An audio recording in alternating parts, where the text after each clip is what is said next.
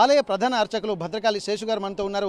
ఈరోజు జరిగే ధర్మకర్తలు కూడా మనతో ఉన్నటువంటి పరిస్థితి. ప్రస్తుతానికైతే ఒకసారి అయ్యగారు చాలా విషయాలు కూడా ఆధ్యాత్మిక ప్రబోధానాలు కూడా వచ్చినటువంటి భక్తులకు చెప్తున్నటువంటి నేపథ్యంలో కూడా ఈరోజు వారి ఆలోచన విధానము అలాగే భక్తులకు ఎట్లాంటి సందేశం ఇవ్వదలుచుకున్నారు, అమ్మవారి కురుకుల క్రమంతో పాటు అలాగే భేరుండ క్రమంలో దర్శనం ఇవ్వనున్న నేపథ్యంలో వాటి అంతరార్థం ఏంది ఒకసారి ఆలయ ప్రధాన అర్చకులు భద్రకాళి శేషు గారిని అడిగి తెలుసుకుందాము. నమస్తే సార్. ఇప్పటి వరకు చూసినట్టయితే భద్రకాళి ఆలయానికి వచ్చినటువంటి భక్తులకి ఇక్కడ ఆలయంలో అడుగు పెడితేనే ఒక తన్మయత్వంలోనేటువంటి పరిస్థితులు ఉంటాయి. అట్లాంటప్పుడు ఒక జ్ఞానామృతాన్ని కూడా భక్తులకు బోధిస్తున్న కొద్దీ ఒక ఆధ్యాత్మిక అనుభూతికి లోనవుతున్నటువంటి వాతావరణం అయితే కనిపిస్తుంది. ఇక్కడ అమ్మవారి ఇక్కడ 2 క్రమాలలో దర్శనం ఇవ్వనున్నారు. ఆ క్రమాల యొక్క ప్రాముఖ్యత ప్రాశస్త్యం ఏంటి, భక్తులకు ఏం చెప్పదలుచుకున్నారు? కాకతీయుల రాజధాని ఏకశిలా నగరంగా చరిత్ర ప్రసిద్ధిగాంచిన వరంగల్ మహానగరం, ఆ నగరంలో స్వయం వ్యక్తమై భూతల మణిద్వీపంగా విరాజిల్లుతున్న భద్రకాళి అమ్మవారి సన్నిధానంలో శాకంబరి నవరాత్రములు 4వ రోజుకు చేరుకున్నాయి. తిథిమండల దేవతా యజనంలో పురస్సరంగా కాళీక్రమాన్ని అనుసరించి అమ్మవారిలో ఒక శక్తికి అంటే షడ్బేర విధిలో ఇక్కడ అర్చనలు జరుగుతాయి. ఒకటి ఇచ్ఛాశక్తి, జ్ఞానశక్తి, క్రియాశక్తి, చిచ్చక్తి, అచిచ్చక్తిమయములు ఆ ఉత్సవమూర్తులు ఉంటాయి. అట్లాగే అమ్మవారి యొక్క ఇచ్ఛాశక్తిని కాళీక్రమాన్ని అనుసరించి కురుకుల్లాగాను, జ్ఞానశక్తిని భేరుండాగాను అలంకరించి షోడశీక్రమాన్ని అనుసరించి పూజారాధనలు జరప. సనపర్షదతి దుర్గాణి విశ్వానావే వసింధున్ దురితాత్యగ్ని. వేదం యొక్క ప్రధానమైన ఉద్దేశ్యం ఏమిటి? సర్వే భద్రాణి పశ్యంతు మా కశ్చిత్ దుఃఖభాగ్ భవేత్. అందరూ క్షేమంగా ఉండాలి, ఎవడు దుఃఖపడకూడదు. కానీ ప్రారబ్ధ వశమున ఈ జీవుడు పాపపుణ్యాల ఫలితంగా నానా విధములైన క్లేశములను, పుణ్యం వల్ల సమస్తమైన సుఖాలు తాను తరిస్తూ 10 మందిని తరింపజేస్తాడు. తెలిసి తెలియక చేసిన పాపం వల్ల ఇబ్బందులు పడుతూ ఉంటాడు. కాబట్టి మనకు కావాల్సింది పాపనాశనం, పుణ్యప్రాప్తి. దానికి ఇప్పుడు వేదం ఉంది, సత్యం వద ధర్మంచర అని చెప్తుంది. మరి సత్యానికి సత్యహరిశ్చంద్రుడు, ఇట్లా వ్యాసుడు రాసిన మనకు పురాణాల్లో ధర్మానికి రామో విగ్రహవాన్ ధర్మ, రాముడు ధర్మ విగ్రహం అని ఇట్లా ఆ స్వరూపం ఆ కథల్లాగా మనకన్నీ చూపిస్తూ మనల్ని సన్మార్గంలో పెట్టడానికి ఈ సనాతన ధర్మం శృతి స్మృతి పురాణ ఇతిహాసాలలాగా. అట్లాగే ఈ కురుకుల్ల అమ్మవారు ఈరోజు తిథికి అధిదేవత, చవితికి అధిదేవత.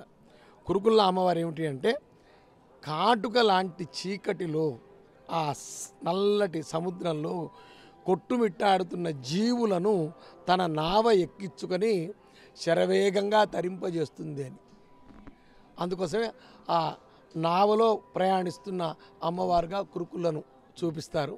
అట్లాగే ఈ సంసార సాగరంలో పడి కొట్టుమిట్టాడుతూ ఉన్న జీవులను ఆ జగన్మాత దర్శనం వల్ల, ఆ జగన్మాతను సేవించడం వల్ల ఆ తల్లి తన నావలో ఎక్కించుకొని తరింపజేస్తుంది.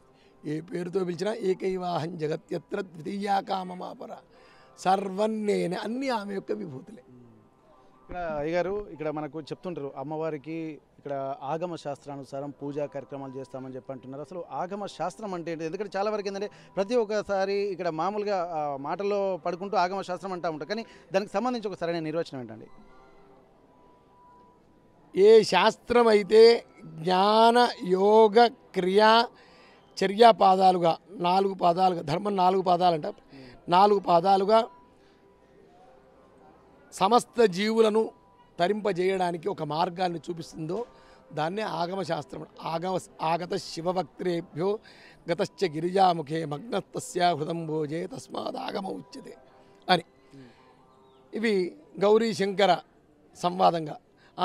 శివ ఉవాచ దేవిత్వం భక్త సులభే సర్వకార్య విధాయిని కలు హి కార్యసిద్ధ్యర్థం ఉపాయం బ్రూహిత్. అమ్మ, నువ్వు భక్త సులభరాలివి, ఈ కలిలో ఈ భక్తులు తరించడానికి ఏదైనా ఉపాయం చెప్పు అనగానే అమ్మ పార్వత్యువాచ దేవ్యువాచ ఇట్లా ఒక్కొక్కసారి శంకరుడు అడుగుతున్నట్టు అమ్మవారు చెప్తున్నట్టు, ఒక్కొక్కసారి అమ్మవారు అడుగుతున్నట్టు శంకరుడు చెప్తున్నట్టు.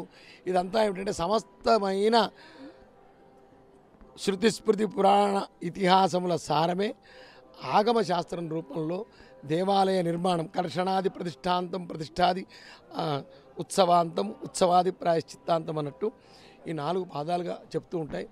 భూమిని, దేవాలయం కట్టడానికి భూమిని తవ్వడం దగ్గర నుంచి మొదలు పెడితే గుడి కట్టడం వరకు, గుడి కట్టడం దగ్గర నుంచి మొదలు పెడితే ప్రతిష్ఠ చేయడం వరకు, ప్రతిష్ఠ చేయడం దగ్గర నుంచి మొదలు పెడితే ఉత్సవం వరకు, ఉత్సవం దగ్గర నుంచి మొదలు ఎక్కడ ఏమన్నా ల్యాబ్సెస్ జరిగితే వాటి ప్రాయశ్చిత్తం మటుకు అన్నీ చెప్పడం, ఇవన్నీ ఆగమ శాస్త్రాలు చెప్తాయి. ఇదేమిటి అంటే సనాతన ధర్మం ఏ ఉద్దేశ్యంతో మనకు బోధించి ఆ సమస్తమైన బోధనలన్నీ ఆ గౌరీ శంకర సంవాదం రూపంలో ప్రజలను తరింపజేయడానికి, భక్తి మార్గాన్ని బోధించడానికి ఇవి.